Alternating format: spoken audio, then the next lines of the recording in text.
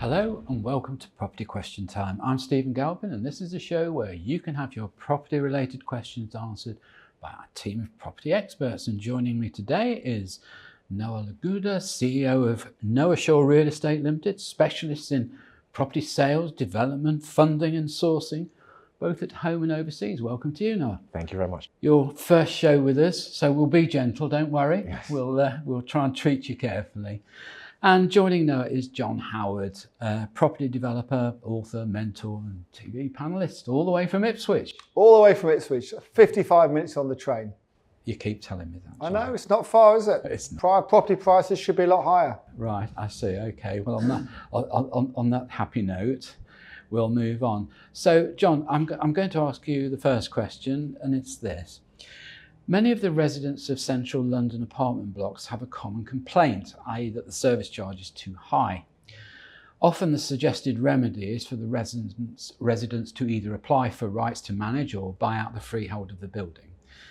In many cases, there are a multiple of many hundreds of residents in any one block, and often many of those live abroad. This makes communication and the possibility of a coordinated action, perhaps buying or taking over the management, very impractical to effect.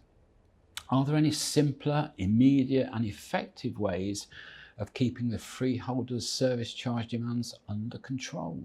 Well, first of all, what I would say is that I don't feel too sorry for them in central London, that's for sure. Sorry? You know, there's blocks of flats all around the UK which are in a much more difficult position than some very expensive flats in central London. They can probably afford a high service charge. The problem is, there's a number of freeholders who own these blocks across the UK who over the years in the past have taken advantage of the residents, of the lessees.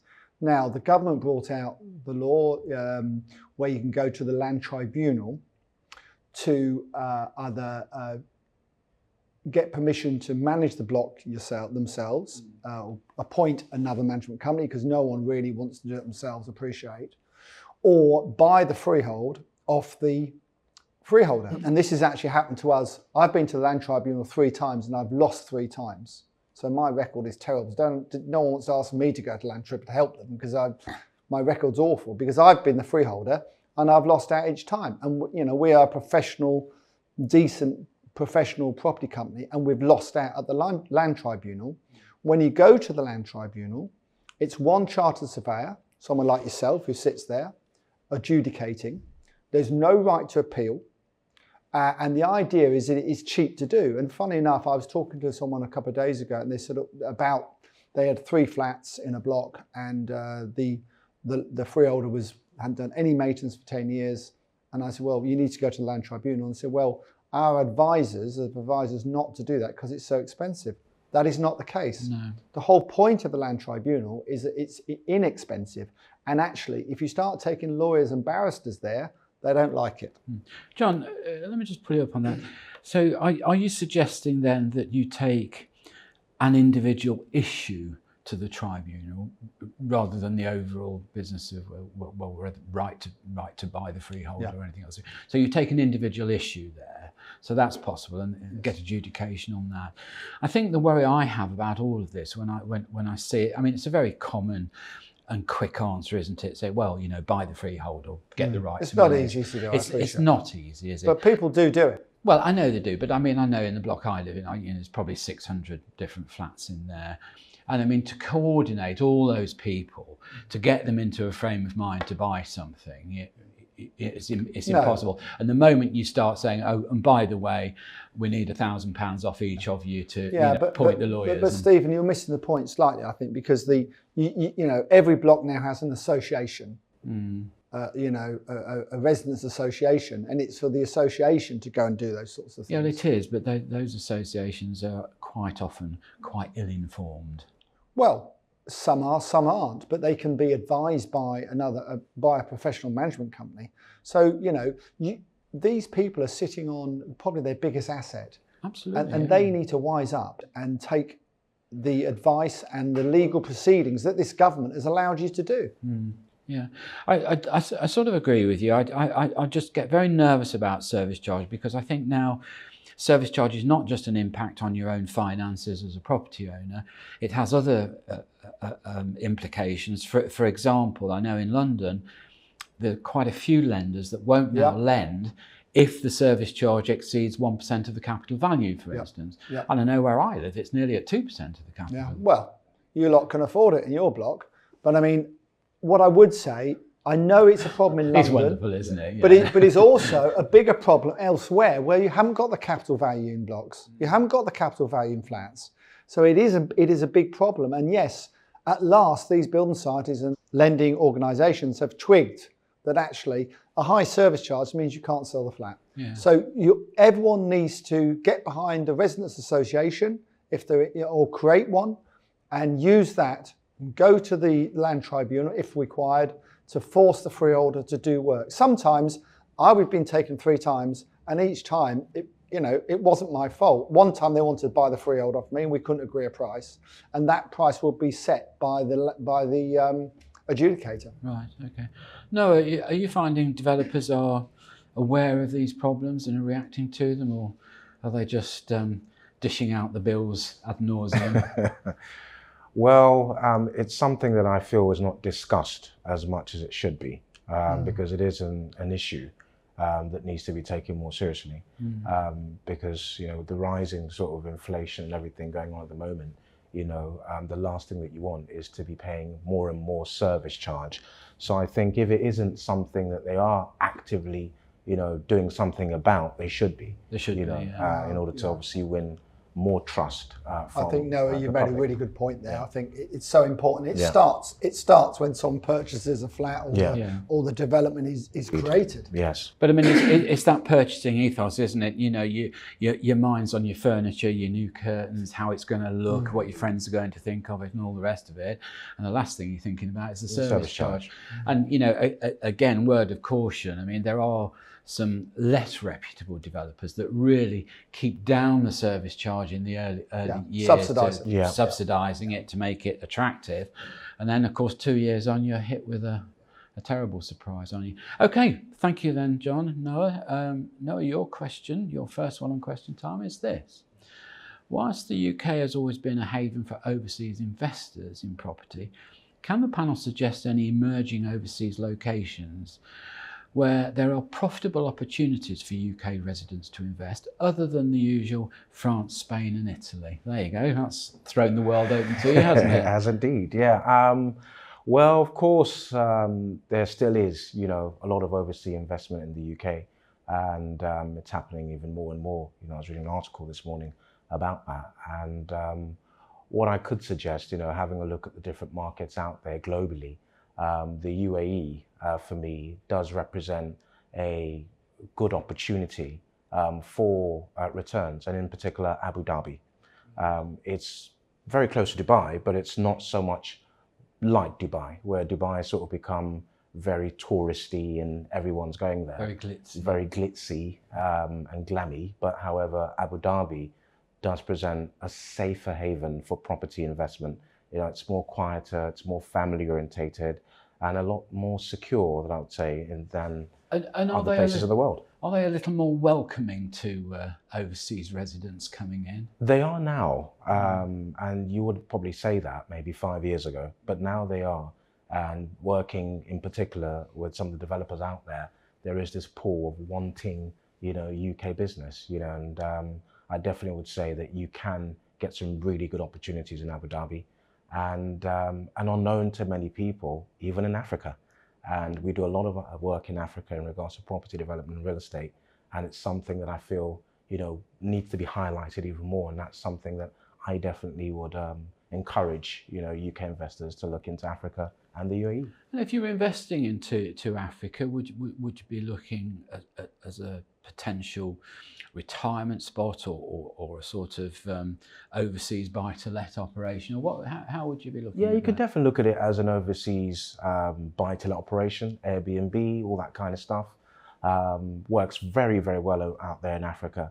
And in terms of a retirement location, there are some amazing spots out there that are very peaceful, very tranquil. And I definitely would recommend looking more into it, definitely. I suppose you'd need to just be a little bit careful about ease of transportation, ease of or regularity of flights, would you? I don't know. Well, not as much, especially since the pandemic has somewhat eased. It has become a lot easier. Well, it seems to be somewhat so. It has become a lot easier to travel again, and you'll be amazed at how easy it is really to commute to Africa. Yeah. Just coming back to Middle East, in the UAE, that crashed. I'm just trying to think how long ago now, probably 6 or 7 years ago. Yes. It crashed very badly, didn't it? Yeah. Has that recovered back up to where it was before, or has it moved on? I definitely would say it's recovered. There's so much development going out there.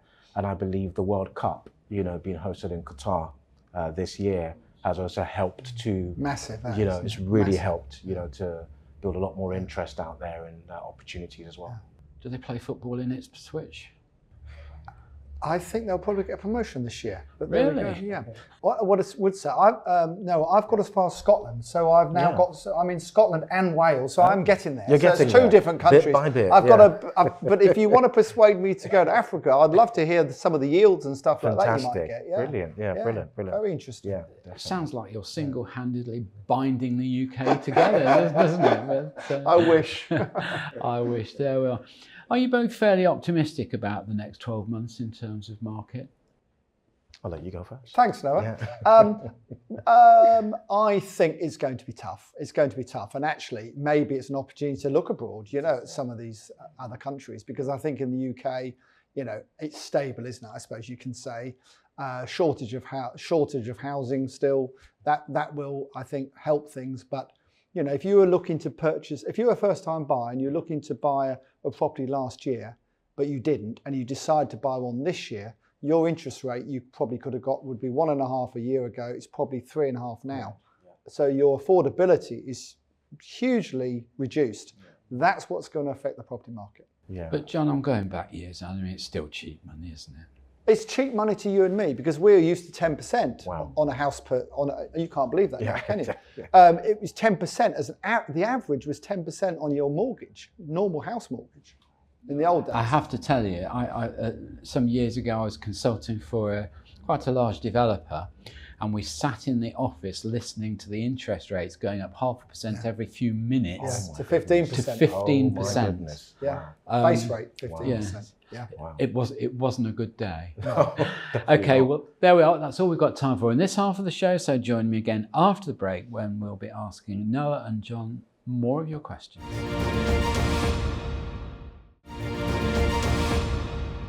Hello and welcome back to part 2 of Property Question Time. I'm Stephen Galpin and I'm joined by Noah Laguda and John Howard. Welcome back, guys. Thank you. John, your second question. Yes. The difference in costs between using a conventional high street estate agent and a purely online agency seems almost too good to be true. Probably is. Could the panel advise on the pros and cons of both agency formats, please? Well, first of all, I've got to say I'm biased because we own 6 estate agencies in Norfolk. That's the first thing, traditional estate agents. Now, when the online agencies came on board, everybody thought it would be the death knell of the traditional estate agent. And of course it's not. And if anything, I would say there was a bit of a hiatus about these online agencies, but a lot of them have merged because they couldn't make it work and so on. And the biggest problem with anybody that takes money up front to do a job before they've done it is that there's no incentive for them to do it again. So with an online agency, you normally pay perhaps £1,000, £1,500 up front to have it listed, and that's it. They don't give you any support whatsoever.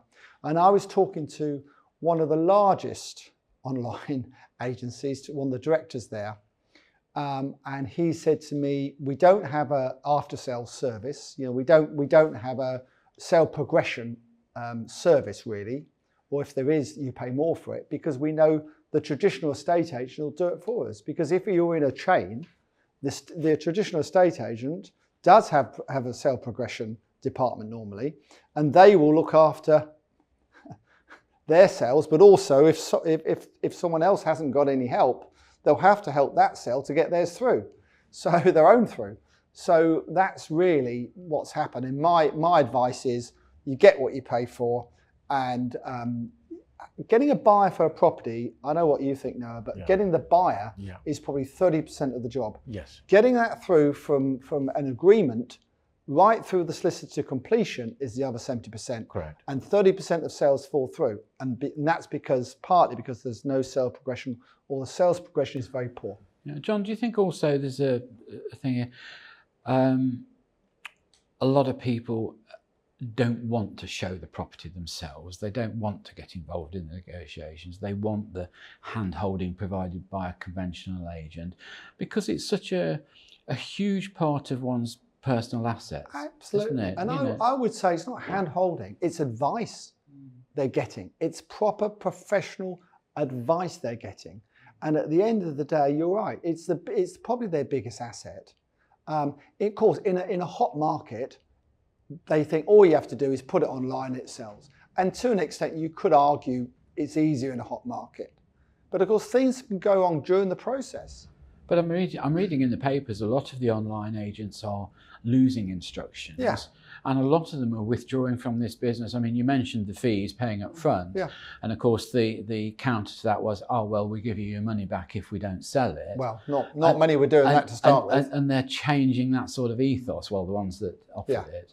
Yeah. So, it's very hard to make any money. I promise you. I mean, we run an upmarket estate agency, and when we work it out per sale, it probably costs us something like £4,500 to sell that property when you add all our costs into it, and the average amount of properties we sell in a year. Well, you've got the portals, £4,500 a property. That's what it costs us. Yeah. Well, you've got photography, you've got portals to pay for. You've got salaries, you've got this, that, and the other. It's not an easy business. No. Not an easy business. I mean, I know people's favourite sort of saying is when they've sold their house through an agent, they say, well, you know, all you've done is you've just wandered round once and brought somebody around and you've sold it and you've made yourself X amount of thousands of pounds. But it's not like that at all. It's not like that. The infrastructure you're is huge, actually, and you're paying, I don't know about you, but we end up, the people who don't sell are paying for the ones who do sell are paying the cost for the ones who don't sell, because only 50% of properties sell with one agent. Yeah. Yeah. Noah, what's your thoughts on this one? I'd always sort of favour the personal touch, and I believe that's what the traditional estate agency do bring. There's nothing better than having that personal touch, understanding the reasons you want to sell, and like you said, sort of going through that journey with you. I believe, whereas with the online sort of estate agency, there is no personal touch. You're having to do a lot yourself. And you might not be equipped to do that, and it wouldn't be a surprise if the property didn't sell. Well, I think John's point about 70% of the job being getting it to past exchange and on to completion. I think he's dead right on that. And I can rarely think of a property that hasn't had some kind of problem. Some drama during the process. You've had a few of those, especially internationals, I think. Crikey. Yeah, indeed. And if you haven't got a professional there to advise you, I mean, don't forget, it's not like if you work in a clothes shop and you lose the sale, you've lost 50 quid for a dress or something. Yeah. You might have lost, hundreds and hundreds of thousands of pounds. Can I just say, especially if the market is starting to drop and you lose your buyer and the next buyer was at 50,000 less, that online agencies cost you a lot of money. It has indeed. Okay, well, I think we're fairly united on that one, aren't we? Me and Noah agree. We do indeed. Right, okay. Well, it's good to have professionals agreeing. Not always happen. It doesn't always happen here. Some of your lot in government might want to learn a bit from this one, John. John. There you go. I won't comment. Okay. No, your question. With the government's continuing to promise levelling up, particularly in the north, do the panel think that for those of us who have previously invested heavily in London, we should now be looking towards the north to place future investments? I'm guessing the downside may be the process of levelling up could take many, many years and therefore be slow to show a dividend. What do you think to that? My thoughts are as follows. Let's face it, you're not going to get, London rates or returns on property in comparison to other parts, of the UK. And but what I do find is a lot of congestion, So the appeal for me of going up north, yes, the levelling up aspect, has and is taking maybe some time to get there. But however, I do find there are great opportunities to be had up north, and mainly because there are some beautiful homes, beautiful opportunities, up north that are just not explored. And with the whole congestion of London happening, and and with everything going on, I think now is a great time to really look into up north, to explore different opportunities. You can actually get things, in my opinion, for a lot less, than what you're paying for, in London. Well, I suppose the entry for investment is significantly less, which is good, and it's always good to encourage people to invest. Yeah. I think the only slight counter to that is the government seem, they seem not to be keen to encourage the smaller investor, the single or two or three buy-to-let sort of owner, and so therefore that ease of entry into the market might be sort of negated in some way by the government discouraging it. I always find it strange, I don't know about how the government, a Conservative government, are dissuading almost the smaller investor. I mean, they're trying to. It's not working, I don't think, very well, because you've got lots and lots of clients I know now who are looking to get into the market, and we regularly meet many people who want to. Yeah. But it's a strange thing. I think their view is that these buy-to-let investors are taking away the opportunity from a first-time buyer. Yeah. Because if you've got two people who want the property, one's a first-time buyer, one's a cash buyer or half cash and half loan, they always, most sellers will go with the buy-to-let buy, and that's stopping young families getting onto the housing ladder at realistic prices, because then it just creates this hiatus of escalating prices. And of course, they don't want that. They don't want to see, the government doesn't want to see housing prices rise out of the reach of the ordinary, no one's ordinary, but the average salary, if you like. But John, you know my view on this. I'm very anti the government interfering in the market. You know as well as I do that a developer will be able to sell all he can build and will build if he knows he can sell the product, if he knows that the product can be funded. It's as simple as that. This problem of shortage of stock only really happened when, I don't know, via the Bank of England, I suppose, deposits were increased from, the average of 5% for first time to 25%. Developers stopped building because they knew that young people hadn't got 25%. So actually, they brought it on themselves. And But hold on, when Cameron and Osborne kept saying, "Oh, we'll build 200,000 more," who's we? What did they mean? Did they mean the government? How many governments in the world? And Noah, you might be able to answer this, but how many governments in the world offer loans to first-time buyers like we do in the UK? I mean, it's remarkable. Not many at all. It is, but it's almost unnecessary if they just give the lenders the freedom to do it, I think. But anyway, maybe I'm wrong. What do you think, Noah? Well, I kind of agree with John, to be honest, and I do. We're doing well today. I'll sit this one out. I do believe there are, great opportunities still for first-time buyers. And it may present a lot of opportunities for them up north. But that is because the restrictions are coming off, and you can now get a 95% mortgage. Correct. But also a lot of young people, and it's all right for us sitting here. We've got houses and so on. But I mean, they all want to live next door to mum and dad, but mum and dad have saved up and worked 30, 40 years to live where they live, probably. True. Why on earth do they think they should be allowed to do that? They might have to move 20 miles away. Well, if they do to a cheaper area. Indeed. It's not a crime, is it? It's not at all. Okay, well, there we are. That's all we've got time for in today's show. So to Noah Laguda, thank you very much. I hope you've enjoyed your first time on the show. I have indeed. It's been good. Good, great stuff. And John Howard, thanks again, as ever, for joining us. I think, John, you must be our longest contributing member now. That's one way of putting it. Okay. Well, thank you for your support over the years. Very Pleasure. much indeed. And we'll look forward to seeing you next time. So that's all from me. So from Stephen Galpin, Probably Question Time. See you next time.